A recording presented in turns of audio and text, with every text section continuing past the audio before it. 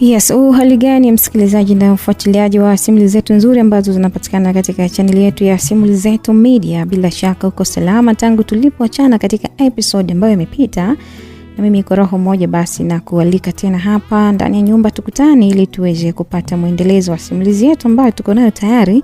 Na leo tunakwenda katika sehemu ya 9 ya simulizi hii kujua nini kinaendelea ama ni mambo gani ambayo basi yamejiri katika simulizi hii. Na kukaribisha wewe ambaye bado hujawa mwanafamilia wetu hapa, hakikisha umesubscribe channel yetu, usiache kulike, kushare bila kusahau kuandika comment yako hapo, na katika comment tunapenda sana kama utatuambia unatusikiliza ukiwa wapi popote pale duniani, nchi gani ambako wewe ulipo. Itakuwa vizuri sana ukatuandikia hapo kwenye uwanja wa comment.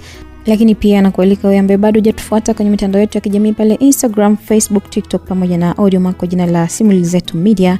Lakini karibu sana wewe ambaye unataka kuwa sehemu ya familia ya wapenda simulizi pale kwenye group letu WhatsApp, na tuma ujumbe kwenye namba yetu ya 0757567253 na moja kwa moja basi utaletwa pale ambako sisi wenzako tupo. Nikukumbusha katika sehemu ya 8 pale ambapo tuliishia ni kwamba bado tuko na upelelezi mkali sana ambao unaendelea kuhusu mauaji yote ambayo yamekuwa yakiendelea katika simulizi hii. Watu ambao wamefariki ni wengi sana mpaka sasa hivi na mambo bado yamekuwa ni magumu sana. Tuko na upande wa Mama Nyasato kule, lakini tuko upande wa Lulu, tuko upande wa binti Grace pia alifariki, bado naye anachunguzwa sana. Kumbuka Upendo pia anataka kuchunguza baadhi ya mambo, lakini yote kwa yote katika sehemu ya mwisho ilikuwa ni Donna pamoja na Fanny ambao walikuwa wanapanga kwenda kuchunguza nyumba ya Suzy kutokana na kifo cha yule daktari ambaye amekufa ghafla, yani halafu haijulikani hata maiti yake iko wapi. Basi karibu sana msikilizaji, tukazifunue kurasa hizi. Kumbuka mwandishi ni Sam Dafur na hapa ni Simulizi Zetu Media na mimi ambaye nakusomea simulizi hii. Jina langu naitwa Tutu. Karibu katika sehemu ya 9. Tunahama kule na tunakuja upande wa pili ambapo ilikuwa ni usiku umeingia tayari na kibatari kiliendelea kumulika mwanga katika kibanda ambacho Upendo alikuwa amelala. Upepo nao haukuacha kusukuma moto ambao ulitoa mwanga mahali pale, na akiwa kitandani amekaa, Upendo alianza kupanga namna ya kwenda nyumbani kwa Suzy. Aliangalia simu yake ambayo aliwasha na aliona muda mfupi uliopita na tayari alipoangalia tena aliona ilikuwa ni saa 5 za usiku. Huu ndo muda sahihi, alisema, na kisha aliweka simu yake kitandani na kwa hatua za taratibu alielekea hadi sehemu ambayo anaweka baadhi ya vifaa vyenye ncha kali. Bahati nzuri alikutana na panga ambalo mara nyingi huwa anatumia kukata kuni. Hili linaweza kunifaa, litanifaa vizuri sana kwenye mambo yangu, aliongea na akachukua panga lile. Basi watoto walianza kulia na aliwasogelea mmoja baada ya mwingine na kisha aliwapa titi, na walipomaliza kunyonya vilio vilikoma. Akamwambia kwamba mtanisamee kwa leo, usiku sitalala na nyinyi wanangu, sitafanya chochote nikiwa karibu yenu. Naenda katika mission ambayo inahatarisha maisha yangu, lakini kisasi cha Grace ni kikubwa sana, na wenda bila yeye nyinyi hata nisingewapata na msingekuwa hai mpaka sasa hivi. Naombeni tu wanangu asipatikane mtu wa kulia mpaka nitakaporudi. Aliongea na vichanga vile kana kwamba alikuwa ni watu wazima ambao walikuwa wanamsikia, labda pengine walikuwa wanaelewa nini ambacho anakiongea. Basi baadaye alielekea katika begi lake ambalo alitumia kuwekea nguo. Mkono wake wa kulia ulifungua zipu ya begi na kutoa suruali ya jinsi ambayo alikuwa anaivaa enzi za ujana wake. Alitazama vyema suruali ile ambayo ilikuwa ndefu kiasi. Hata kama nakupenda lakini leo nitakukuta nadhani, aliambia ile suruali, na kisha aliweka katika sturi ambayo ilikuwa na kibatari kwa juu hivi. Ncha kali ya panga ilipita katika suruali ile na ikafanyika suruali kuwa fupi. Basi alijaribia kama imekaa vyema katika mwili wake, na alipoona imemkaa alitafuta nguo ya juu. Brauzi yenye kufungwa kwa chini ilishikwa na mikono ya Upendo ambaye aliona ilikuwa ndo nguo nzuri ya kuvaa kwa wakati ule. Basi alivaa na kisha alitafuta kiremba ambacho kingemfaa ili kuficha kichwa chake, na kama alivyoanza ndivyo ambavyo ilikuwa. Dakika 3 mbele ambapo aliondoka mahali pale huku akiwa na panga kiunoni pamoja na nguo ambayo alikuwa amejifunga kichwani ili watu ambao watakutana nao basi wasipate hata kumtambua kama alikuwa ni yeye. Aliondoka nyumbani kwake huku akiwaacha watoto ambao walianza kulia, lakini hakuona kama alikuwa na sababu ya kusikiliza vilio vyake. Badala yake alitembea hadi alipokutana na bodaboda. Naenda Busweru shingapi? Aliuliza Pendo. 20 tu, alisema boda. Punguza mshikaji wangu bwana, fanya 10 basi da. Maelewano ya kwenda Busweru yalifanyika na Upendo alipanda katika pikipiki ile. Dakika 30 zilitosha kuingia ndani ya Busweru ambapo kulikuwa kumepoa mno. Kelele na masauti mengine ambayo alisikia nyakati za mchana hazikusikika tena. Alimwomba boda asimame na kisha alimpa hela yake na alianza safari kuelekea katika nyumba ya Suzy. Ukuta mkubwa ambao ulijengwa kwa tofali ulikuwa katika nyumba ile. Naye alisogea hadi sehemu ya geti na kisha alibisha hodi kwa zaidi ya mara 20 na baada ya kuona kimya alisogea kwa pembeni kidogo kujaribu ule mwisho wa ukuta. Aliangalia kama kulikuwa na sehemu ambayo basi angeweza kupanda na kuzama ndani. Mungu si athmani. Alimuonyesha tofali ambalo lilikuwa chini na yeye aliamua kuzipanga vizuri zile tofali na zilipofikia wastani wa kuweza kuzama kwa ndani, alipanda katika tofali zile na shingo yake alifanikiwa kuona ndani kulikuwa kuna nini ambacho kinaendelea. Kwa umakini wa hali ya juu aliangalia kuanzia kulia hadi kushoto na kisha alirudisha macho yake upande wa mashariki. Alibahatika kumuona Suzy akielekea katika geti. Hii ilikuwa na kama nafasi yake kuingia ndani hivi. Kwa uhodari wa hali ya juu alipanda hadi juu ya ua na kisha alisimama na akatembea kidogo hadi usawa ambao alihisi kwamba palikuwa salama kushuka. Utaalamu wa kunyapia kijeshi ambao aliupata kikawaida akiwa katika mafunzo JKT aliyopata wakati alipomaliza kidato cha 6 aliutumia siku ile. Hakika siku ile mafunzo yale yalikuwa ni kama kitu ambacho kilimfaa siku ya dhiki, na hata kama mwanzoni wakati anaenda huko JKT alikuwa amekasirika kulikweli, lakini leo ilibidi atumie mafunzo yale kwa ajili ya kukamilisha lengo lake. Alitembea kwa kunyata hadi alipofika katika ukuta wa nyumba. Alisimama na kumchungulia Suzy ambaye alikuwa anarudi huko akiwa kama mtu mwenye hasira hivi. Naye alijiongeza na kupiga mlusi kwa Suzy ili ashangae ni wapi ambako mlusi yule ulikuwa unatokea. Basi wakati anashangaa, panga lilikuwa katika shingo yake. "Unakumbuka kama nilikwambia kwamba nitakuua usiku wa leo? Ndio nimekuja sasa," alisema Upendo kwa sauti ambayo haikuwa na wasiwasi hata kidogo.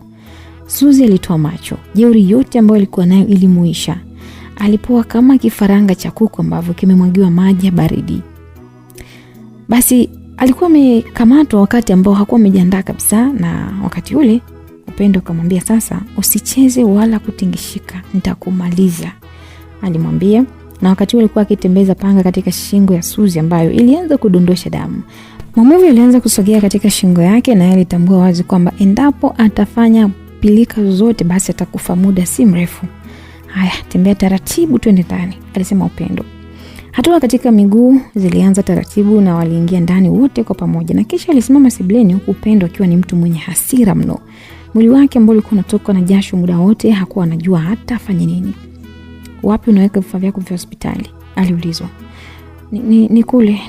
Suzy alisema huku akivutavuta maneno. Wakati anaongea, panga lilitoka katika mguu wake wa kulia ambao ulitoka damu mithili ya maji kwenye bomba ambalo lilikuwa limepasuka. Aliposema shike mguu wake nao ulikuwa umekatwa, alishtuka kwamba panga lingine lilitoa mgongoni na kumchana. "Aina utakuwa na uwezo wa kukimbia. Nakuja hapo," alisema Upendo, na kisha alielekea sehemu ambayo alikuwa ameelekezwa kwamba kulikuwa na vifaa vya hospitali. Basi panga liendelea kuchuruzisha damu na yeye hakujali hilo. Alielekea hadi katika store na alibeba mkasi pamoja na spirit, lakini pia vifaa vingine ambavyo alivikuta.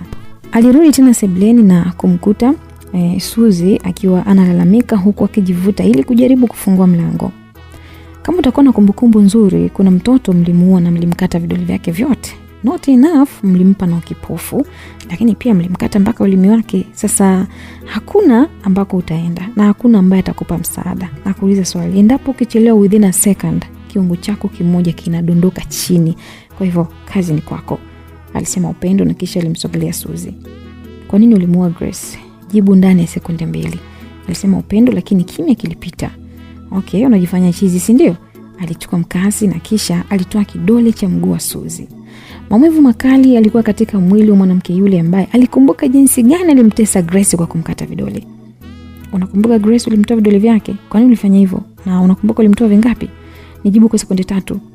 Hata swali hili halikujibiwa kitu chochote kile ambacho kilifanya Suzy apoteze vidole vitatu kwa mara moja.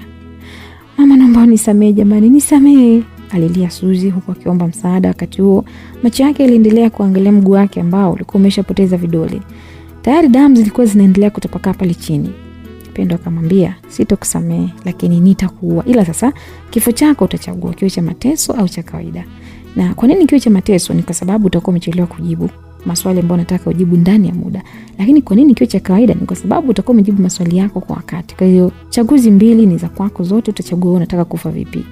Na kuuliza swali la 3, hilo usipojibu basi na kutoa meno 2 pamoja na ulimi." Upendo alimwambia, na kisha aliangalia kidole kimoja ambacho kilikuwa kinacheza kwa chini hivi. Alikisogelea na kukiokota, alifuta vumbi na kisha akaweka mdomoni na kutafuna mithili ya karoti. Hivi ndivyo ambavyo nitakuwa nakula kila sehemu ya nyama yako mbwa wewe. Alisogea akimkata panga katika sehemu yake ya paja ambapo alianza kutoa damu. Ilikuwa ni mateso juu ya mateso ambayo ilikuwa kwa Suzy ambaye alikuwa analia kama mtoto. Alijaribu kuomba msamaha lakini kwa wakati ule ilikuwa ni ngumu kwani chaguo zote mbili ambazo alikuwa amepewa zilikuwa hazina sehemu ya kuepuka kifo. Suzy leo kuamini kama mateso ambayo amezoea kuwapa watu eti leo yalikuwa yamerudi kwake. Unashirikiana na nani? Jibu kwa sekunde moja. Aliuliza Upendo huku akishika panga vizuri. Kani.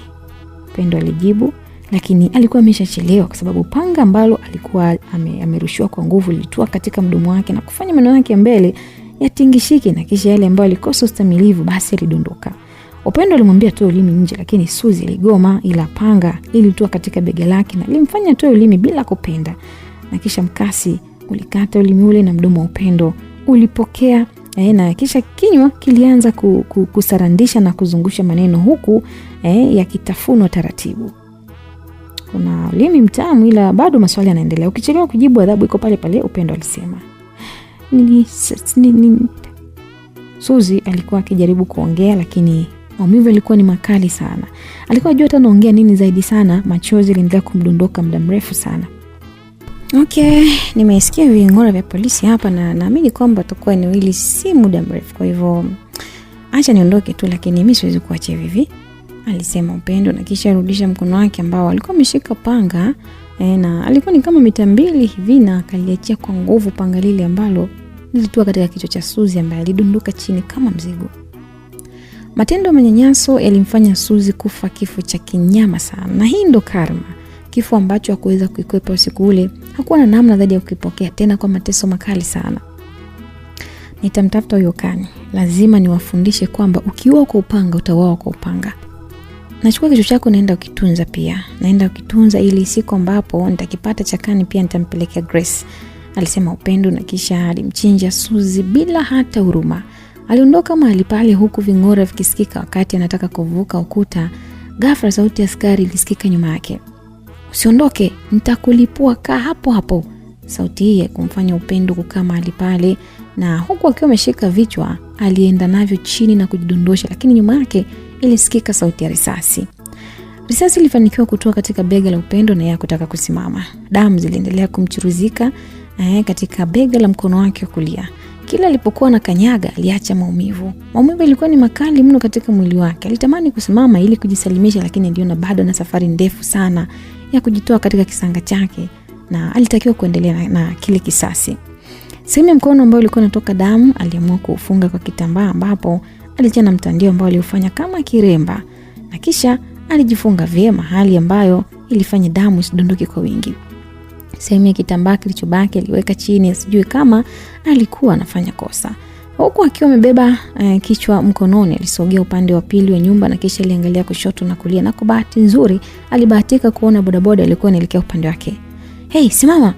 alisema akisogea barabarani ili kuweza kupanda boda. Bahati nzuri dereva alikuwa amesikia, alisogea hadi karibu na Upendo na kisha alisimama. "Soya shingapi?" aliuliza huku akitazama kichwa ambacho kilikuwa mkononi. 10 tu, alijibu dereva ambaye aliangalia kichwa ambacho Upendo alikuwa amekishika. Ndani moyo wake kulikuwa na wasiwasi, lakini kutokana na njaa pesa aliamua kujikausha kana kwamba kuona kitu hivi. "Sikia, acha mambo ya kipumbavu, mimi nakupatia ni kamili, yani hiyo ya juu hata sina," Upendo alisema, sauti ambayo ilikuwa imekomaa tofauti na mwanzo, kitu ambacho kilimfanya hadi boda kuogopa. Kwanza mtu mwenyewe ameshika kichwa. Basi alijikuta tu amekubaliana na Upendo na safari ya kuelekea Soya ilianza. Upendo kuamini kama alifanikiwa kutoka katika kisanga kile. Macho yake alirudisha nyuma ili kutazama kama askari walikuwa wanamfuatilia, lakini iko hivyo. Alijiwekea tabasamu. "Oh, Mungu mkubwa, asante sana Yesu. Kesho nitaenda kwa Grace na nitampa taarifa kwamba nimefanya kitu kimoja bado kingine," Upendo alisema ndani ya moyo wake huku akiweka tabasamu. Mbele yake aliona kama akiwa na mzigo mkubwa kumvaa Kani, mtu ambaye hata kujua alikuwa anafananaje. Sasa huku nyuma askari wakiongozwa na Dona Tema walitoka hadi nje na kwenda kuangalia sehemu ambayo mtu alimpiga risasi kama labda atamkuta ameanguka hata chini, lakini walifika na hawakumkuta. Vichwa vyao viliwauma sana. Dona Tema aliwatazama wenzake na kisha alisema kwa jazba, hakikisheni eneo lote hili linazungukwa muda huu. Maelezo yake yalifanyika na askari walitawanyika kila pembe ya nyumba ili kufanya msako. Michirizi ya damu ilipita katika macho Donatema ambaye alikuwa ameshika tochi, huku nyuma yake akiongozana na Fanny ambaye alikuwa makini mno katika kutembea kwake. Kuna damu naiona na wasiwasi atakuwa jenda mbali na hapa, alieleza Donatema. Hebu mulika vizuri. Yes, kile pale, alisema Fanny akimtaka Dona kumulika sehemu ambayo aliona kitu kama nguo hivi. Oh, marhaba. Ilikuwa ni nguo ambayo alikuwa akihisi hivi. Nguo hii ilikuwa ni sehemu ya kiremba ambacho Upendo alikuwa amekiacha. Mkono wake wa kushoto ulitaka kukota kitambaa kile, lakini alizuiliwa na Donatema ambaye alimtaka kuvaa gloves ili kulinda ushahidi. Na alifanya hivyo. Hakikisha unakitunza vyema, kesho tutaanza kuchunguza vizuri, aliongea Dona ambaye aliwatazama askari wengine ambao walikaribia katika eneo lile. Mkuu, hatujamwona mtu, ila askari ambao waliingia ndani wanasema kwamba kuna maiti nyingine ambayo ilifukiwa kwa nyuma, alisema mmoja wa askari ambaye alikuwa akiema juu. Oh my god. Kwa ni watu wawili ambao wamekufa na sio mmoja? Fanny aliuliza huku akishika kichwa chake kwa mshtuko sana. Yes, but seems like huyu mwingine alikufa muda kama si siku moja ni mbili hivi, maana hata hajaoza, alijibu askari mwingine ambaye alikuwa ni mfupi hivi na mwenye kitambi. I think ni Dennis, hebu tukamtazame, alieleza Dona na kisha aliongoza njia na kuelekea katika nyumba ya Suzy. Walifika ndani kweli na kukuta maiti mbili zikiwa zimefunikwa. Dona alifungua maiti ya kwanza ambayo ilikuwa haina kichwa. Alijawa na maswali mengi humo na alisha tu kuitazama huku kitafakari ni kwa nini muuaji aliondoka na kichwa na kwa nini alimuua kikatili namna ile. Nadhani itakuwa ameficha ushahidi wa macho, alijisemea katika moyo wake, na kisha alisogelea maiti ile ya pili na kuifunua. Kwa jinsi ambavyo maiti ya pili ilikuwa inaonekana, moja kwa moja litambua kwamba hakuwa mwingine bali alikuwa ni Dennis. Na ili kuja mara baada ya mgundua kwamba hakuwa na sehemu zake za siri katikati ya mapaja, kwani kulikuwa tu kuna msitu kiasi ambao ulikuwa pale, lakini hakukuwa na kitu kingine ambacho kile kinadhihirisha kwamba huyu ni mwanaume. Wanaume basi mwe hata mnatengeneza mazingira yenu jamani. Mtakufa kwa aibu, eti mtaacha wafiwa wazi, midomo itakuwa wazi kweli. Fanny alisema akiwa upande wa pili, na hii ilikuwa ni baada ya kumuona marehemu akiwa ni mchafu kweli kweli, pamoja na kwamba kiungo chake kilikuwa kipo, lakini ule msitu wa pale ulimfanya azungumze. Basi Fanny alimaanisha hivyo na wao ikabidi wacheke tu, wakamtazama Dona ambaye alikuwa anatafakari kitu. Hali ya sintofahamu ilikuwa katika eneo lile, na hali ambayo ilikuwa na maiti mbili pale. Maiti moja walihisi kwamba ni kweli ni kile ambacho kiliwapeleka hapa, yani kufanya upelelezi juu ya kifo cha Dennis, na maiti ya pili ilikuwa ni ya Suzy. Wao walihisi kwamba Suzy labda ndo alimuua Dennis, lakini bado maswali yalikuwa katika vichwa vyao kwamba ni nani ambaye basi alimuua Suzy na kwa nini aliondoka na kichwa chake. Maswali haya yalifanywa na askari wale katika wakati mgumu sana, walijikuta wakijadili jambo lile ambalo hawakuwa na majibu. Donatema yeye alikuwa ni mkuu wa kikosi na aliona kama kesi inaenda kumshinda kutokana na kila siku mauaji yanazidi kuwa ni mengi sana kwa Dona, akitaka kukutana na hili na kukutana na jipya. Guys, hebu pigeni simu hospitali waje wachukue maiti na kesho tutafanya uchunguzi zaidi. Alafu Fanny, hebu twende nje kwanza, alisema Donatema huku akiongoza nje. Fanny naye aliongoza nje akiwa ameshika kitambaa katika mkono wake, na baada ya kufika alisogea karibu na sehemu ambayo walikuwa wamesimamisha magari na kisha alianza kuzungumza. Unahisi nani ambaye atakuwa amehusika kwenye kifo cha Dennis? Aliuliza Tema huku akimwangalia Fanny jicho la udadisi kidogo. Nadhani ni Suzy mwenyewe, ila kuhusu yeye ameuawa na nani, hapo ndo ambapo mimi nachoka, alijibu Fanny, na kisha alirudisha macho yake katika mkono wake ambao ulikuwa ni wa kushoto ambao alikuwa ameshika kitambaa. Inaonekana kuwa mwanamke ndo ambaye ana kitambaa cha aina hii, na kama angekuwa ni mwanaume kwa mtazamo wangu basi ningeanza na Kani, Dona alisema. Hii ni shughuli kweli, hau ni upendo.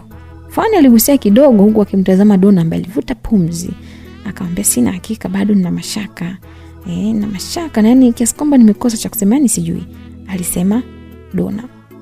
Basi wote wajikuta wanakosa majibu sahihi ya nani ambaye amesababisha mauaji, ingawa kisio la kwanza ilikuwa ni Upendo. Kisio hili lilienda sambamba na nguo ambayo walipata katika eneo lile la tukio, lakini bado walikuwa hawana uhakika. Lakini nimehisi tu, ila sidhani hata mwenyewe, maana Upendo na watoto wawili sasa hivi asingekuwepo kuja hapa. Tulikubaliana naye kwamba tutashirikiana sisi pamoja naye kwenye kisasi. Kama ni yeye, kwa nini afanye mwenyewe sasa? Dona alitupa swali kwa Fanny.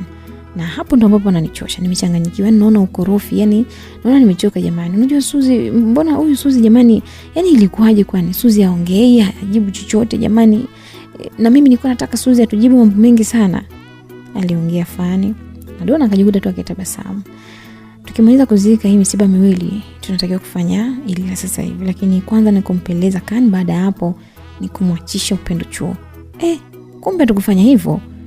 Mbona tuna mambo mengi sana jamani. Sawa, lakini chuo sinabidi mpaka kitambulisho. Ndio, na tutaenda kwake. Ondoa shaka, nitamrubuni na atanipa, maana siku ile nilikosa, sijui alikuwa ameweka wapi. Basi maongezi yao yaliendelea hadi muda ambao gari kutoka hospitali ilifika mahali pale na kuondosha maiti zote, na kisha wao waliamua kuondoka huko wakipanga kufanya upelelezi wa kufa mtu mara baada ya mazishi kumalizika. Basi bodaboda alitembeza pikipiki kwa mwendo sio kwa kawaida. Kwa kuwa ilikuwa ni usiku wa manane, ilikuwa ni rahisi wote kutembea mwendo wote ambao walikuwa na uhitaji, na hii ilikuwa ni kutokana na magari pamoja na vyombo vingine vya moto ambavyo vingesababishia ajali barabarani kuwa havipo wakati ule. Basi mwendo ule ulifanikisha kuwafikisha Soya, lakini wakati unakaribia kufika nyumbani kwa Upendo, ikiwa kama mita 5 hivi kutoka ambapo walipo, sehemu ya nyumba ya Upendo ilipo, walishangaa kukuta sehemu ile ilikuwa inamulikwa na taa za gari katika mlango. Upendo alimuomba dereva boda kusimamisha pikipiki na kisha alimpa hela yake. Dereva akaona kama ile ilikuwa ni sehemu ya kukaa, haraka sana aliondoka. Kwa kuwa alikuwa na wasiwasi sana, ndo kabisa ilibidi azidishe mwendo wa kasi katika eneo lile. Ni akina nani na wanataka nini? Alijiuliza Upendo akitembea kwa hatua za kunyata kuelekea katika nyumba ile. Kichwa chake kiliendelea kumtengenezea maswali na shauku kubwa kutaka kufahamu ni nani ambaye alikuwa mahali pale. Basi na alikuwa akitazama katika macho yake ambayo yalikuwa yatazami chini, lakini alipokuwa na kanyaga hakuwa anaangalia, badala yake aliendelea kutazama katika mlango wake. Na ghafla alisita kidogo baada ya kumuona Maria akitoka katika nyumba yake, huku akiwa amevaa kipensi kidogo vicha kombati za kijeshi na juu yake alikuwa amevaa t-shirt ya kijeshi. Aliamua kujiweka sawa na kujificha kwa pembeni kidogo. Macho yake yalimtazama Maria ambaye alikuwa ni kama mtu mwenye haraka hivi na jazba kweli, na ilikuwa ni kutokana na vile ambavyo alikuwa akinyosha mikono yake. Mungu salimisha wale watoto, alijisemea Upendo akiendelea kumtazama Maria ambaye alivuta moja ya fito kutoka katika kibanda kile, na pindi fito hii ilipovutwa ilifanya ukuta wa nyumba ile utingishike kidogo. Upendo alijawa na hasira, lakini hakutaka kufanya jambo lolote, badala yake aliamini katika subra. Ingawa moyo wake ulimwambia aende kupambana na Maria, lakini miguu ilimgomea. Kila alipojaribu kunyanyuka ilimkatalia kabisa kupiga hatua ya kusogea mbele. Ilikuwa ni kama mwanaume ambaye alikuwa ameshikwa na mshipa wa ngiri hivi. Labda ungemuona jinsi ambavyo huwa inakuwa, na ungemuona vile ambavyo miguu Upendo alikuwa ananyanyua, ungenikubaliana na mimi katika hilo. Basi wakati akaendelea kumtazama Maria, alimuona Noeli. Kumbuka Maria ni shangazi yake kabisa na Grace ambaye alishafariki. Basi alimuona Noeli ambaye kumbuka pia Noeli huyu alikuwa ni mwanaume ambaye yeye aliwahi kuzaa naye yule mtoto Chris. Basi alitoka ndani na hadi hapa alitambua wazi kwamba kumbe walikuwa wawili. Basi aliamua kujisogeza zaidi katika gari ili apate kusikiliza kile ambacho atakuwa anakiongea. Listen, itakuwa kuna sehemu ameenda. Kama sio chooni basi kuna sehemu ameondoka, tumsubiri bwana au tuwaue tu vichanga, aliuliza Noeli ambaye aliendelea kutazama mlango wa kibanda. Watoto hawana makosa bwana, maana hata tungeoa tungeshaoa tangia siku ile. Yaani yule mtoto wako tulimuona, huyu tulimwacha jamani, tungeoa siku ile tu, Maria alisema akimwangalia Noeli ambaye alikuwa ameshika panga. Akia Mungu, yani mimi ningefanikiwa. Noeli alitaka kuongea, lakini kabla hajamaliza alishtuka na pigwa na kitu kizito mgongoni. Basi haraka aliangalia kile kitu ambacho kilidondoka chini, huku na yeye akidondosha panga lake. Macho yake hayakuamini kuona kichwa cha binadamu kikiwa chini. Miguu yake ilishirikiana na akili yake ambayo ilimwambia kwamba akimbie, lakini akaona sababu kama alipale ili kuhatarisha maisha yake. Alikimbia huko akimwambia Maria ambaye hata nguvu ya kukimbia alikosa. Alikuwa amemwacha pale. Uoga ulikuwa katika mwili wake. Alijikuta anajikojolea na kulia huku akitaka kuingia ndani, lakini alishindwa kufanya hivyo kutokana na kujikwaa. Noeli, mbona sasa unanikimbia jamani? Aliita Maria huku akiangalia kichwa cha Suzi ambacho kilikuwa mbele yake. Mungu wangu niokoe mimi. Maria aliomba kwa Mungu tena. Safari hii alijikuta akiomba mpaka sala ya Bikira Maria, lakini hakuna ambacho kiliweza kusaidia kwa wakati ule. Zaidi sana ilikuwa ni kuongezeka kwa uoga na kuogopa kufa. Aliendelea kurandaranda huku akiwa hajui nini afanye. Maria anaogopa kufa, lakini yeye ni miongoni mwa watu wauaji, na hawa ndio binadamu. Basi baadaye yalisikika makofi matatu ambayo yalishiba, ambayo yalipigwa na Upendo ambaye alijitoa katika gari mithili ya Cynthia Roseworth kwa Cynthia Khan. Mkononi alikuwa ameshika panga na alimsogelea Maria ambaye alitoa macho kama Amish Puri hivi, lile jambazi la Kihindi ambalo lilisifika kwa uoga katika maisha yake. Moyo wa Maria uliendelea kudunda na alijua kwamba siku hii hakuna kitu ambacho kingeendelea zaidi ya kifo. Alimeza fundo moja la mate na kabla ya hapo masikio yake yalipenyeza kusikia kauli ya Upendo. Leo nitakuacha kwa kuwa umenikuta sina mood ya kuwa mtu mwingine, lakini sitakuacha hivi. Nitakufanyia kitu kimoja ambacho kitafanya ujue kwamba kuna siku nyingine nikija huko kwako, pengine utajua nimekuja kukuua na hutoniuliza kwa nini nataka kukuua. Upendo alisema na kisha alimsogelea Maria ambaye alianza kurudi nyuma lakini alizuiliwa. Nitatoa vidole vyako vya mguu wa kulia. Utajua gari unaendesha vipi, lakini umepata hii bahati, ila jiandae na kifo siku nyingine. Na hii itakuwa ni kama ambavyo ninyi pia mnafanya mauaji na mimi kama nilivyokuambia leo sitaki kuua.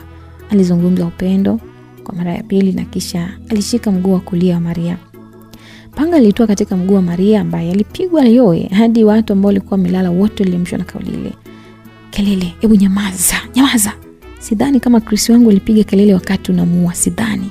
Bado na safari ndefu sana ya maumivu, yani huu ni mwanzo tu. Unajua nilikuwa mwema kwenu lakini mkaona kama sifai, mkataka mimi niwe ambavyo mlikuwa mnataka niwe, si ndio? Sasa nimekuwa hivyo ambavyo mlikuwa mnataka. Unaweza kwenda, lakini si umeona hiki kichwa? Basi siku si nyingi na wewe nitakuchinja kama nilivyomchinja huyo mpuzi, na nimekuahidi wewe na mume wako lazima nitawaua. Alizungumza Upendo na kisha aliokota vidole vitano alivyokuwa amevikata katika mguu wa Maria. Maria alibaki analia, hata nguvu ya kuondoka mahali pale alikosa. Lakini Upendo alimsisitiza kuondoka tena, akimpiga kwa panga mgongoni kwamba aondoke. Hakika malaika wa mauti siku ile alikuwa amelala peponi. Hakutaka kabisa kutembelea duniani ili kuondoa roho ya Maria ambaye alipanda katika gari na kisha aliwasha na kuondoka katika eneo lile. Next time sitakuacha, bali mauti ndio ambayo itakuwa nyuma yako, alizungumza Upendo na kisha alisogelea kichwa cha Suzy, alikiokota tena na kuingia ndani. Alipofika ndani, aliweka kichwa pembeni ambako ilikuwa ni chini ya kitanda. Alielekea jikoni ambako aligusa kama moto ulikuwa mahali pale, lakini haikuonekana hivyo. Alirudi tena hadi kwenye sturi ambapo huwa anaweka kibatari. Aliamua kuwasha taa na kuangalia vichanga ambao walikuwa salama salimini kabisa. Nimerudi wanangu, nimerudi, nimekamilisha kazi mama yenu. Mama yenu Grace aliniachia hii kazi na kilichobaki sasa hivi ni kumuoa yule mwanaume, ila hawa wa kwangu nitawaua mwenyewe. Aliongea na kisha aliangalia mkono wake kulia ambao ulianza kuvuja damu tena. Hii ilimfanya kunyanyuka na kuelekea jikoni mara ya pili. Alikonga moto vizuri na kuweka kuni pale. Moto uliwaka na yeye akaona sababu ya kukaa na risasi katika mwili wake. Alichokuwa anahitaji ilikuwa ni kuondoa risasi ile, na bila hata uoga wa moto aliweka panga sehemu ile ya chuma jikoni na kisha alikaa akisubiri sehemu ile ikolie moto. Nimekumbuka niliacha ugali wangu na niliapa hawa wapumbavu viungo vyao ndio ambavyo nitalia kama mboga, hebu ngoja kwanza. Alijisemea Upendo na alitupa vidole katika jiko kisha alielekea uvunguni mwa kitanda ambako alitoa sufuria ambayo ilikuwa imechakaa hivi, na ndani ya sufuria kulikuwa na ugali ambao kweli aliuacha mchana. Alirudi tena jikoni na kutoa vidole vile ambavyo vilikuwa vimeshaiva na vilikuwa vimenona kweli. Hakuna ambacho alikuwa anakisubiri zaidi ya kumega tonge la kwanza na kisha aliweka kidole kimoja mdomoni, yani alikuwa kilumbangia mithili ya watu wa pwani ambao wanakula ugali na samaki wa nguru. This is for you Chris. Hii ni kwa ajili yako mwanangu, alisema machozi yakimdondoka baada ya kuona amekuwa mnyama katika maisha yake. Unyama ambao mwanzo hakuwa nao wala hakuwahi kama kuna siku atafikia hatua hii. Mungu wangu, mimi unanifahamu. Unanijua mwanzo mpaka mwisho. Unafahamu maisha yangu tangu nikiwa mtoto mdogo, kwamba sikuwahi kuwa na tabia mbaya maishani mwangu wala kuua mtu, hata kutafuna nyama ya mtu. Lakini hii yote ni watu, Mungu wangu, ni watu. Nakuomba uniweke hai hadi siku nikimalizana na hawa watu ndio unichukue. Hata kama nisipotubu ni sawa tu, lakini kisasi changu nitakuwa nimekimaliza. Alizungumza Upendo ambaye alikuwa ameloa machozi katika nguo yake, lakini sura yake ya upole ilikuwa imepotea na hata tabasamu ambalo alikuwa nalo halikuwepo tena kwa Upendo. Basi alinyanyuka huku akiumba na kisha alisogea jikoni na kutoa upanga ambao ulikuwa mwekundu, yani ulikuwa mwekundu mithili ya sehemu za siri za nyani ambao walikuwa wamepigwa na jua la mchana. Basi aliangalia vizuri akitafakari kuweka katika begi lake ambalo alikuwa nalo ili kuondoa risasi. Aliawazia maumivu ambayo angepata kwa wakati ule, lakini hakuona kama ingezidi maumivu ambayo angepata kama risasi ingeendelea kukaa katika bega lake. Aliamua kuitoa huku akilalamika kama mtoto anayekatwa gomvi vi kipindi yuko jando, na hatimaye risasi ilidondoka chini na yeye alianguka kama mzigo. Fahamu zilimpotea pia. Sasa ni asubuhi ambayo ilikuwa imeangaza katika jiji la Mwanza, ni upande wa pili ambako kila aliyeona asubuhi ile alimshukuru Mungu na kuona siku ambayo hakutegemea kama angeona katika maisha yake. Mwanga wa jua la saa 2 uliendelea kumpiga Mama Nyasato ambaye alikuwa katika benchi za hospitali pale Butimba, ambapo alikuwa katika eneo lile kwa zaidi ya siku 2 huku akiendelea kumsikilizia na kuangalia afya ya G, mtoto ambaye alibakwa na makosa akiwa ni mtoto wake. Pembeni yake kulikuwa na Nyasato ambaye muda wote alikuwa anasonya tu. Swala la kuwa katika hospitali kwa kesi ya mtu ambaye alikuwa mpendi katika maisha yake ilizidi kumchukiza kweli kweli. Alimtazama mama yake kwa ghadhabu na kisha akamwambia, "Kwa hiyo na shule nitaendaje sasa? Sare zenyewe za shule zijafua. Sahau kuhusu shule. Sahau kuhusu kila kitu kizuri katika maisha yako. Hivi sasa nataka kumwangalia huyo ambaye umemwona hana thamani katika maisha yako." Alijibu Mama Nyasato huku akimwangalia mtoto wake ambaye alionyesha kuchukizwa kwa kweli na kauli ile. Yani kisa huyu? Labda sio mimi. Nyasato alimkinga mama yake na kisha alibitoa midomo na akaipeleka pembeni hivi. Fanya hivyo, upo sahihi kabisa mwanangu, lakini nitakufundisha kile ambacho walimu wameshindwa kufundisha darasani. Wewe ngoja hata sikupigi, ila utajua kwa nini ulimwengu ulisema asiyefunzwa na mama yake atafunzwa na ulimwengu. Alizungumza Mama Nyasato na kisha alinyanyuka mahali pale na kusogea upande wa pili ambako ni kama kulikuwa na mwanaume ambaye alikuwa akielekeza mambo hivi baadhi ya wanawake. Mwanaume yule alionekana kushika simu huku akisoma kitu kizuri hivi. Ni wazi kwamba alikuwa katika mtandao wa kijamii, mtandao ambao umeharibu wengi sana siku hizi, hata watu ambao walikuwa na busara zao. Kwa hiyo huyu mtu ambaye namsoma hapa anajua mambo mengi sana kuhusu kujenga, lakini pia ni mtaalamu wa mambo ya uchumi. Alisema yule mwanaume na Mama Nyasato mara baada ya kusikia kuhusu kujenga, labda ilikuwa ni sehemu sahihi ya yeye kupata madini ambayo yangemsaidia katika kujenga nyumba kubwa ambayo ingesaidia watoto aliokuwa nao na aweze kuishi nao vizuri pamoja. Hebu nimsikize vizuri, alijisemea huku akijiweka tayari kumsikiliza. Sijua ni nani aliandika kitu kizuri sana. Unajua huyu sio kama watu wengine ambao kila kukicha anaposti picha za kujisifia, lakini yeye ni mwendo kwa kukomboa wengine. Na nina hakika anakomboa wengi sana kwa sababu hata mimi kanikomboa. Jamani, simu yangu ndio kuisha chaja lakini naomba kwanza nisome, alisema yule mwanaume na kisha alianza kusoma. Kuna hatua 3 muhimu katika ujengaji wa nyumba yote ile. Hatua hizi watu wengi hawazijui. Ni wachache ambao wanazifahamu, na hata hao ambao wanazifahamu hawana uwezo wa kuambia wengine. Kwa kifupi ni wachoyo. Ila mimi nitawaambieni sasa. Hatua hizi ni kama hizi. 1. Kabla ya kufanya chochote, kwanza unatakiwa ukutane na mchoraji wa ramani, umwambie nyumba unayoitaka, yani nyumba ya moyoni mwako, na kisha umueleze vyanzo vya mapato yako na vile ambavyo unapata pesa. Afu yeye sasa ndio utajua wewe uko katika level gani ya kuwa na nyumba aina gani, kwa sababu unaweza kusema unataka kajumba kadogo, kumbe kutokana na income yako na uwezo wa kujenga nyumba fulani hivi, ila uoga wa kujijua mwenyewe na kutokujua ndio ambavyo vinakusumbua. Namba 2, kama kweli umetia nia kujenga na una income, basi una uwezo wa kujenga nyumba yote ile. Ili mradi tu uzingatia jenga tabia ya kuwa na subira. Yani wewe jenga nyumba yako mdogo mdogo kulingana na vile ambavyo unapata pesa. Hata kama itachukua muda mrefu usiogope. Muhimu upate nyumba ambayo unaitamani. Usijenge kwa pupa na wala usisubiri eti sijui hadi uwe na milioni 3 au 4 ndo uende site. Ukiona 200,000 tu ni kubwa mno kufanya kitu site. Kwa hivyo jifunze tu kuijenga hiyo nyumba kwa pesa kidogo kidogo za mara kwa mara. Yani unakusanya pesa hadi ifike milioni 1 ndo ipeleke site. Hiyo ni ngumu mno. Jenga kwa pesa yote ambayo unayo. Na muda huo anza nayo. Kama ni 200,000 na kuendelea huko, jenga hata kwa 100,000. Inafaa kwa sababu unapata lori 2 za mchanga na hata matofali 100 unaweza kupata kwa hela hiyo. Pia epuka kujilinganisha na mtu mwingine. Wakati unaanza kujenga, wewe jenga nyumba yako ambayo utaishi wewe na usiangalie nani kajenga nini. Wewe sikiliza ushauri wa mtaalamu wako, usisikilize mtu mwingine ambaye hana utaalamu wote. Na kuna hii ya kupunguza matumizi yasiyokuwa ya lazima na nguvu yote peleke site, na huo ndio muda mwafaka wa kushikana na familia yako, yani mkeo, mumeo na watoto wako. Halafu pia anza kumuomba Mungu. Yani kila siku hakikisha unamuomba Mungu kwa dhati ya moyoni kabisa kulingana na imani yako. Mwambie Mungu na kuamini na naamini hautoniacha katika hili, na umaanishe kweli kile ambacho nakiomba. Na pia uwe na uvumilivu katika ugumu wote ambao utakumbana nao. Ikiwa katika ujenzi, ukiwa hapo katika ujenzi, wewe jipe moyo kwa magumu yote haya ambayo napitia, ipo siku nitakuwa na mwisho, nitakuwa na nyumba yangu. Na kisha jipige ngumi kifuani. Usiseme mimi ni jembe. Jisifie mwenyewe, jipe nguvu, jifariji, jiambie maneno mazuri. Kama ni mwanamke, jipige kwa umakini bwana, usije ukajiumiza hicho kifua. Na kitu cha 3, mtaalamu aliendelea kusoma lile andiko ambalo alikuwa anasoma. Akasema kwamba 3 na mwisho ni kulieleza namna mtaalamu ambavyo anasema nyumba utakayojenga hakikisha iwe madhubuti na yenye viwango vyote. Usijenge kajumba kadogo, bali jenga nyumba ambayo unatamani na kisha ilie timing. Maana kuijenga, usiogope kujenga, ni vitu vya kawaida mno. Muhimu ni kukomaa tu na utapata nyumba nzuri. Aliweka kituo mwanaume yule huku akiwaangalia wanawake wote ambao walikuwa katika eneo lile. Leo haki ya Mungu kweli mkaburi sio sawa na mwenda bure. Asante kaka yetu, alisema mama mmoja. Sio mimi ambaye nimeandika haya jamani. Mimi sitaki kushukuriwa. Mimi mnataka tu mjifunze na mjitahidi kuwa na simu kubwa. Kila kitu kinapatikana huko. Acheni mambo ya kuposti sio mapaja, vitu gani, kufuata inbox unavimba. Ujinga mtupu. Kwani ungeposti picha za stara, nani ambaye asingekufuata jamani?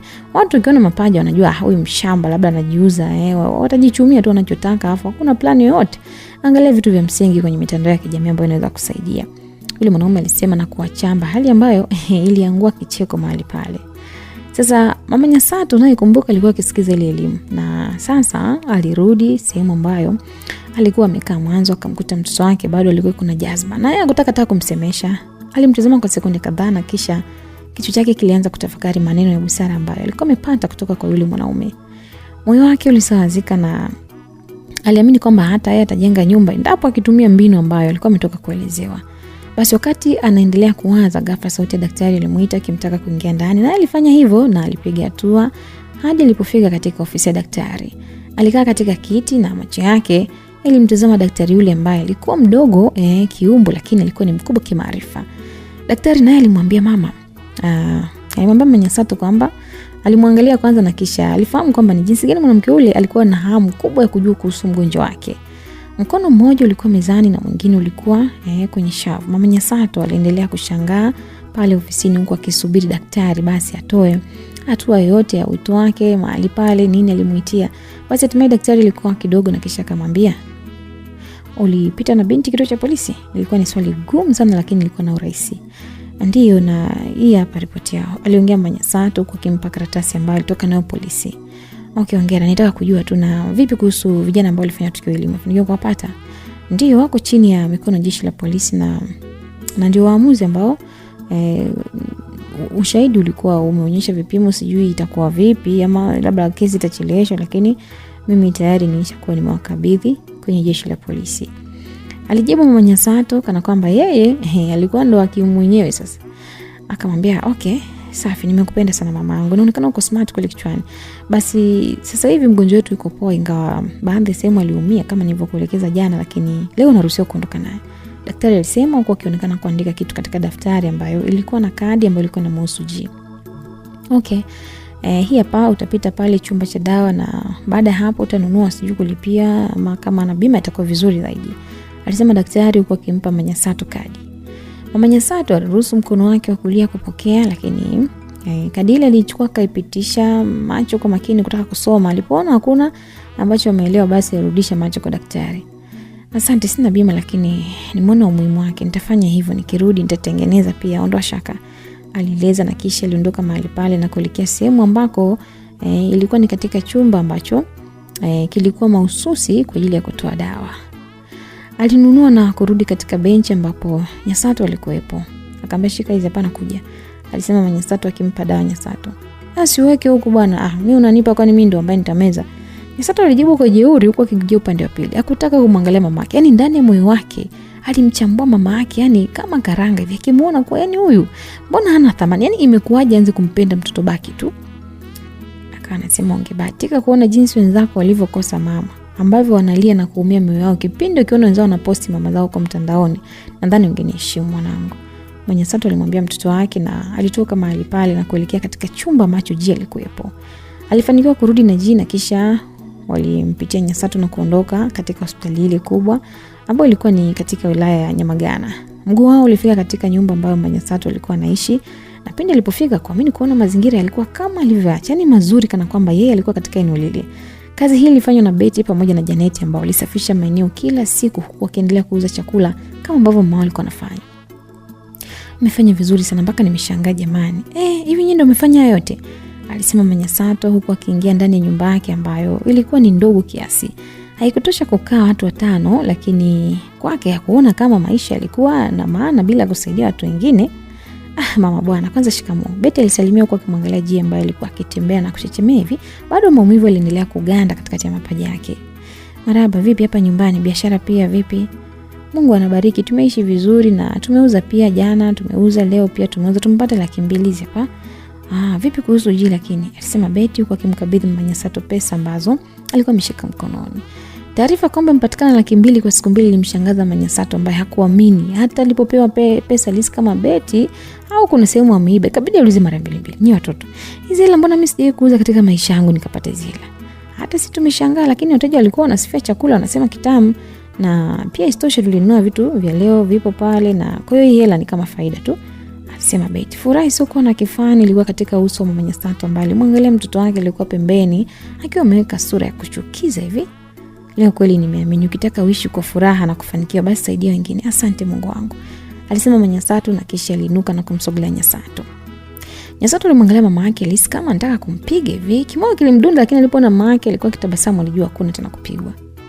Wenzako wenye akili wanafanya kazi na wanaleta hapa hela. Wewe umekalia chuki tu na roho mbaya, alisema Manyasato. Sasa hao si hawana mama ndio maana wanafanya kazi. Mimi nijisumbue na nini wakati mamangu yupo? Nyasato alijibu. Na mama yake alimwangalia sana. Binti alikuwa na nyodo huyu. Sijui unakumbuka kama nilikwambia subiri ulimwengu kufunze, alisema Manyasato akimwangalia Nyasato ambaye alimeza fundo la mate na kisha akajibu nakumbuka. Kwa hiyo akamwambia safi, sasa sikia, hakuna kitu ambacho uliwahi kununua hapa kwangu, wala hujawahi kusaidiana na mimi, wala kuchanga hela tukanonda kitu chochote kwa pamoja, yani kuanzia nguo, viatu, sio kitu gani na vingine ambavyo siwezi kusema.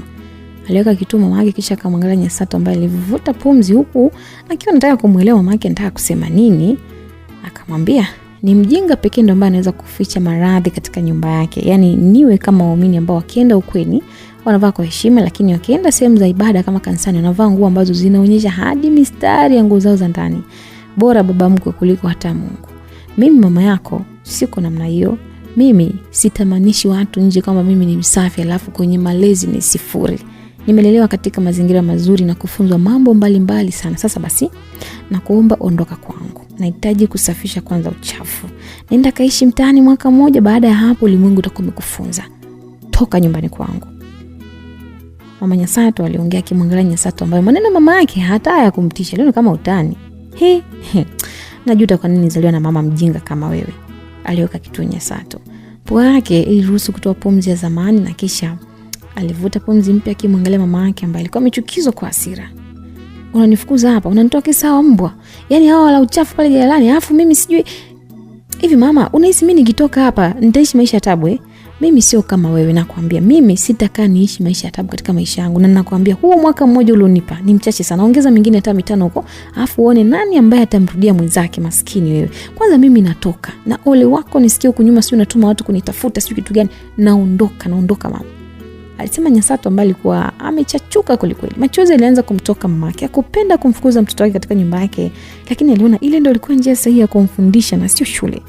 Aliamini katika ulimwengu na mwisho akamwambia kwamba okay, ondoka Nyasato, nenda mwanangu, naomba utoke kwangu. Sauti ile ambatana na kitetemesha ambacho ilikuwa ni hasira pamoja na maumivu ya kuona anamtenga mtoto wake kumzaa, lakini ilikuwa ni kwa sababu aliamini vile ndivyo ambavyo anaweza kumfundisha. Naondoka. Na sahau kama ulikuwa na mtoto anaitwa Nyasato. Mama gani mjinga kama wewe? Yaani wewe unafukuza damu yako kweli au ukunizaa? Leo nimeamini kweli yake Mungu wewe ulimuua babangu. Alisema Nyasato akiwa kuondoka mahali pale akiwa na ghadhabu kweli.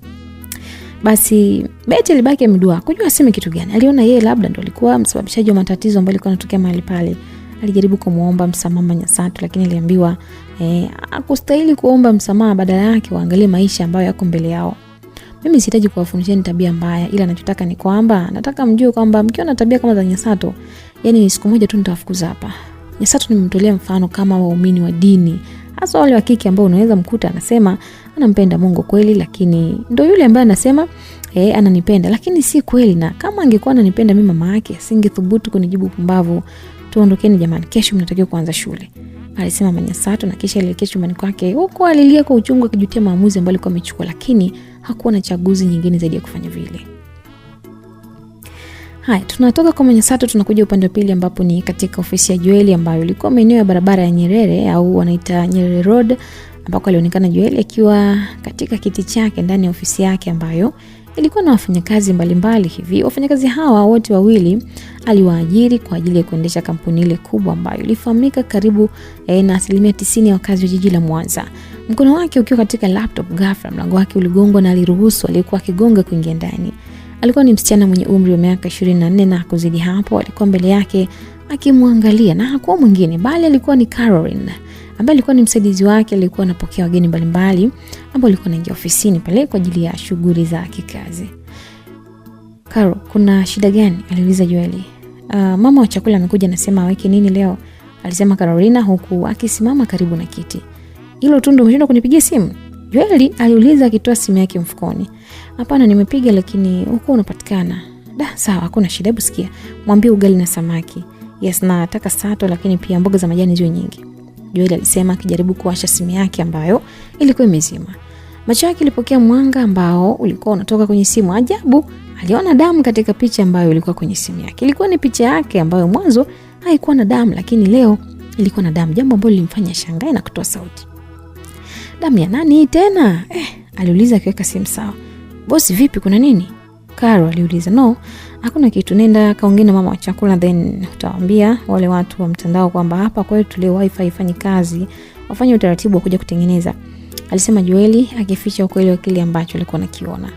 Basi Caro aliondoka katika ofisi akielekea sehemu ambayo ilikuwa ya mapokezi, huko akimwacha Joeli ambaye aliendelea kushangaa picha ambayo ilikuwa ukutani.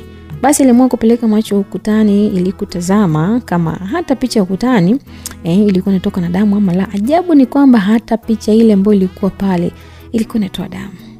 Jesus, hii ni nini jamani? Aliuliza Joel, na aliamua kumpigia mke wake. Alicheza simu yake na kumpigia simu, iliita kwa sekunde kadhaa na kisha ikapokelewa. "Baby." "Yes baby, are you okay?" "Yeah, nipo okay, but kuna tatizo hapa." "Lipi hilo?" "Picha yangu inatoka damu, and sikupiga nikiwa na damu. Kibaya zaidi, damu inachuruzika kwenye picha eti." Joel alisema akiangalia picha ya ukutani ambayo ilikuwa inachuruzika damu na kudondokea chini. "Jesus, hiyo picha ambayo iko ofisini kwako au?" aliuliza Salome. "Ya, ni hiyo. Sijui inakuaje, but hebu fanya hivyo, niangalie picha nyingine, hasa hiyo ambayo iko sebuleni. Angalia kama ni inatoa damu," alisema Joeli.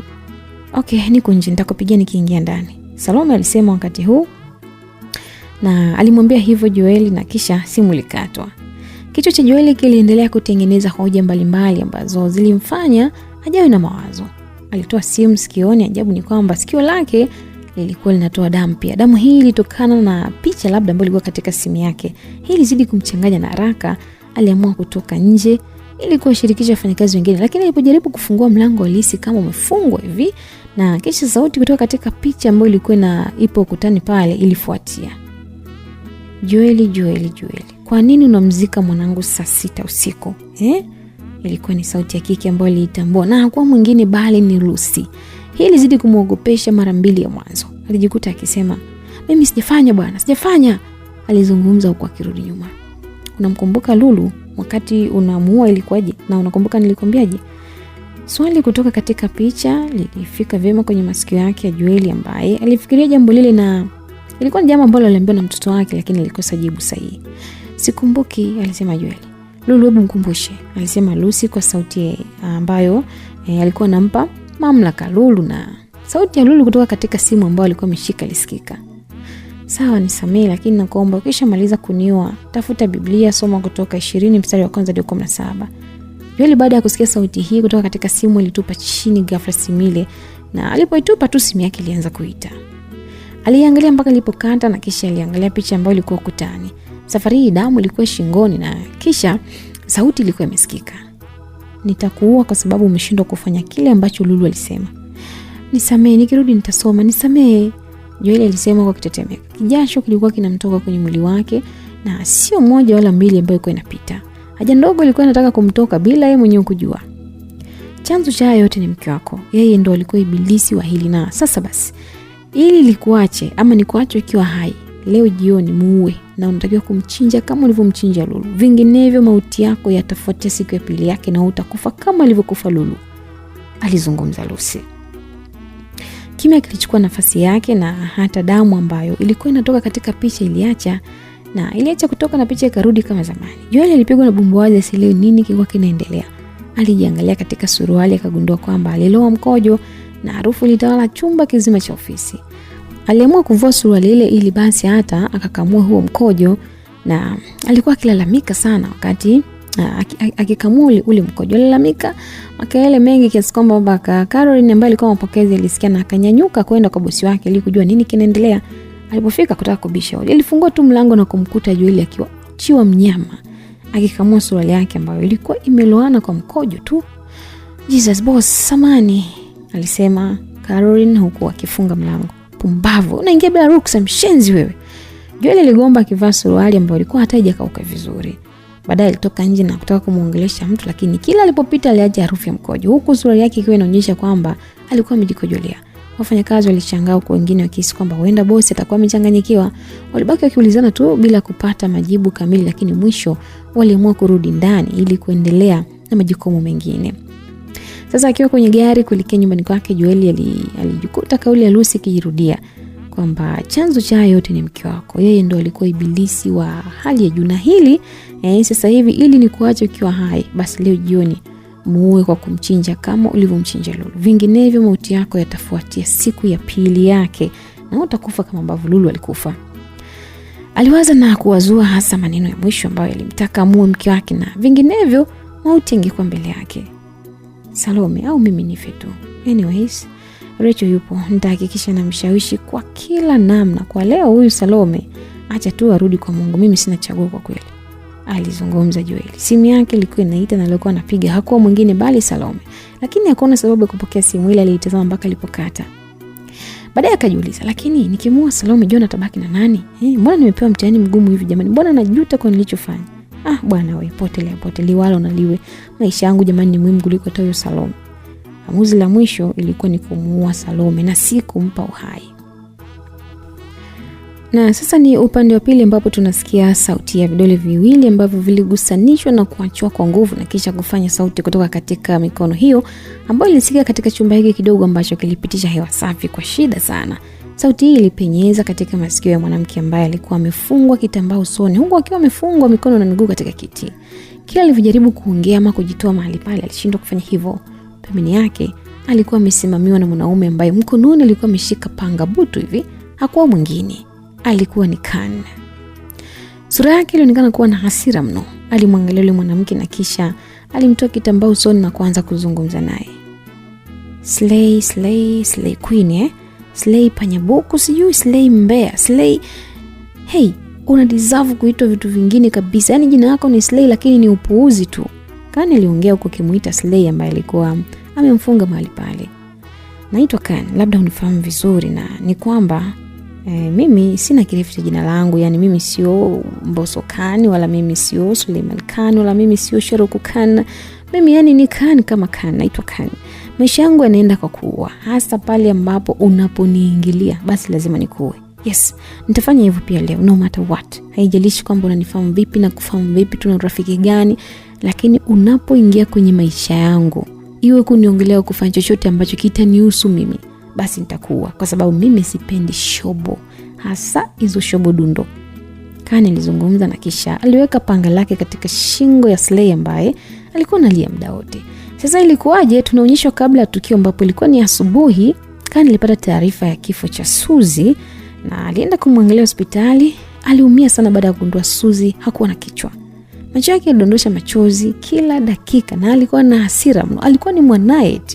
Alitamani kujua nani alihusika katika mauaji na alielekea hadi ofisini kwa mkurugenzi ambaye alizungumza naye juu ya nini kilitokea kwa Suzy, lakini hakupewa ufafanuzi mzuri na aliamua kuondoka akiwa na jazba.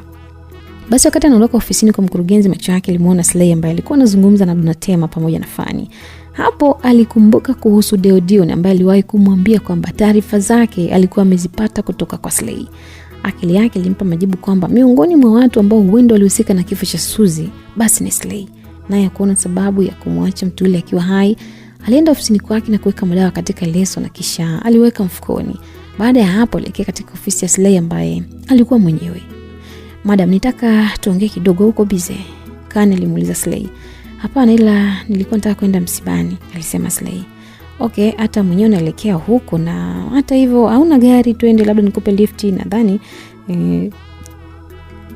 mazungumzo mengine tutazungumza kwenye gari mimi na wewe," alisema Khan. Na Slay aliwaza kwa muda, mwisho aliamua kukubali, asijue kwamba alikuwa anaenda mwenyewe kutekwa. Walipofika kwenye gari walianza safari, lakini hawakufika mbali. Khan alimwekea Slay leso usoni na hapo ndipo alizimia. Na alipokuja kuamka tayari alikuwa ameshatekwa na amefungwa kamba kwenye mwili mzima. Sasa tunarudi kwenye tukio. Sasa ni pale pale ambapo Khan anamwambia kwamba Slay, shobo zako ndo zimesababisha mauti ya mtu ambaye nilikuwa nampenda kupita maelezo. Shobo hizo ndo ambazo zitasababisha kifo chako leo. Unamjua Deodion? Aliuliza Khan akipitisha panga kama sentimita 1 hivi katika shingo ya Slay ambayo ilianza kudondosha damu. Macho ya Slay aliona damu yake ikidondoka katika mapaja. Aliwaza kuhusu Deodion na mwisho akasema, "Namfahamu, ni mume wa Fanny." "Ndio, ni wa Fanny, tafadhali usiniue, ni mume wake wa Fanny." Machozi yalimtoka. Mbele yake aliona msamaha baada ya kusema kweli, lakini kwa Khan ambaye alikuwa na hasira ya kuuawa kwa Suzy wala hakuwa na msamaha. Kwanza hajawahi kusamehe mtu. "Okay, well, kumbe ulikuwa unafanya kunichoma. Okay, safi, nimependa. By then ni wapi ambako anakaa?" Khan aliuliza. Anakaa Pasiasi," alisema Slay, na haya ndo alikuwa maelezo yake ya mwisho. Hakuweza tena kuzungumza mara baada ya panga kupita katika shingo yake na kisha kichwa kilidondoka chini. Maskini Slay.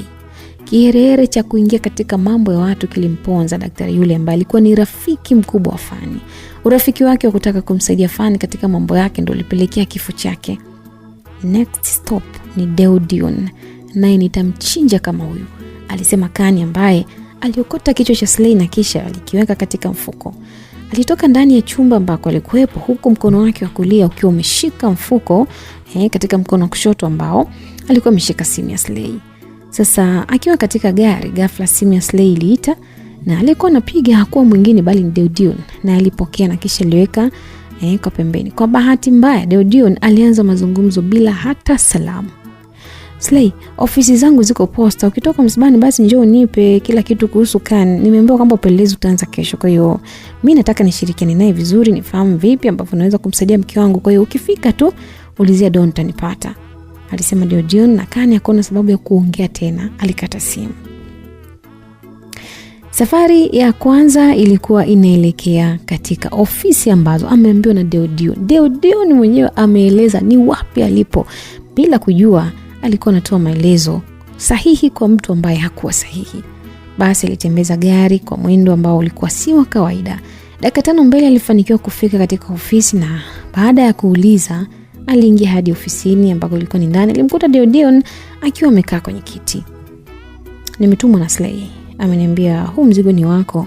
Amenisisitizia nikwambie kwamba hii ni salamu, ila jiandae na kifo siku 2 baada ya leo," alisema Khan akiacha mfuko na kuondoka mahali pale, huku akimwacha Deodion akiwa njia panda asielewe kwa nini aliambiwa maneno kama yale. "Slay, Khan, sawa," alisema Deodion akitaja majina yote mawili. Alikuwa akifungua mfuko, lakini alichokutana nacho humo kilimuogopesha sana. Deodion alipigwa na butwa, kijasho akikuacha kuteremka katika mwili wake. Nguvu zilimuisha huko akiwaza ni kwa nini Khan alimpelekea kichwa cha Slay. Kilionekana kwamba alikuwa ni kama kuku ambaye amepigana muda mrefu bila kuokolewa. Haraka alitoka nje na kwenda kumtazama kama bado yupo, lakini alikuwa amechelewa. Tayari Khan alikuwa ameondoka katika eneo lile. Alihisi kuchanganyikiwa na alimuuliza mtu pembeni yake kama alifanikiwa kukariri namba ya gari ambalo Khan alikuja nalo, lakini alipewa jibu ambalo lilienda kinyume na matarajio yake. Alirudi tena ndani na kisha aliweka kichwa kile chini ya uvungu wa meza, na moja kwa moja alijua ule ulikuwa ni msala, lakini hii haikusaidia kitu. Kumbe laiti kama angejua basi angepiga simu polisi na kutoa taarifa, lakini kupiga kwake butwa kulifanya katika eneo lile kusikika sauti ya ving'ora. Ni wazi kwamba polisi walikuwa wamepewa taarifa kuhusu kifo cha Slay. Kichwa kilimuuma Deo. Alishangaa ni kwa nini polisi walikuwa katika eneo lile. Alifika hadi nje na kuzungumza nao, lakini pingu ilikuwa katika mkono wake na askari wengine waliingia ofisini kwake na kufanya upelelezi. Zilipita dakika 3 na walirudi na kichwa cha Slay ambacho kilikuwa kipo katika mfuko kesi ya mauaji ilikuwa mbele yake na alijaribu kujitetea, lakini kwa wakati ule hakuna ambaye alimsikiliza. Badala yake waliamua kumbambikizia moja kwa moja na kumpeleka katika kituo. Naam, msikilizaji, tunafika mwisho katika sehemu ya 9 simulizi hii. Mambo yanazidi kuwa mambo, tabu zinaendelea kuwa tabu, kila episode iko na mauaji aisee. Sasa tunahitimisha hapa katika sehemu ya 9 na tunakwenda mapema sana kwa ajili ya maandalizi ya sehemu inayokuja. Maswali yako ambayo bado unayo, ambayo najua ni mengi kama ambavyo mimi bado najiuliza, nikwambie tu kadri tunavyozidi kufunua kurasa ndivyo ambavyo tunakwenda kupata kujua uhondo wa simulizi hii, kwani unatupeleka wapi. Hapa ni Simulizi Zetu Media, mwandishi ni Sam Dafur na nyuma ya mic jina langu naitwa Tutu. Kwaheri kwa sasa.